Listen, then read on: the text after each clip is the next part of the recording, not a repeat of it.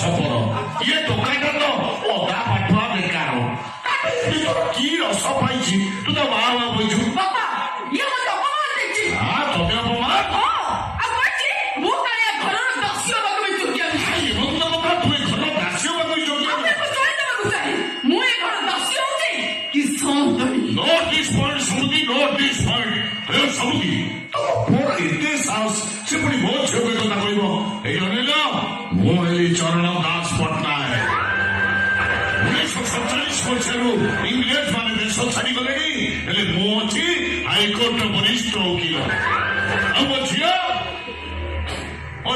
ୟୁନିଭର୍ସିଟିର gold medallist ତା ଦେହରେ ଯୋଉ ଜାଗାରେ ହାତ ମାରିବୁ ସବୁ 24 କ୍ୟାରେଟ ଗୋଲ୍ଡ ତୁ ବାବୁ ଭାବୁଛୁ କି ଏଗୁଡା ସବୁ ଚୁଟି ବୋଲି ନାଇଁ ନାଇଁ ଏଗୁଡା ଲମ୍ବା ଲମ୍ବା ଗୋଲ୍ଡ ହେଲେ ତମ ପୁଅ କେତେ ପାଠ ପଢିଛି ସାମାନ୍ୟ ବିଏ ବିଡୁଟା ନେଇ ପାଇଲାନି ସେ ପୁଣି ମୋ ଝିଅ କଥା କହିବ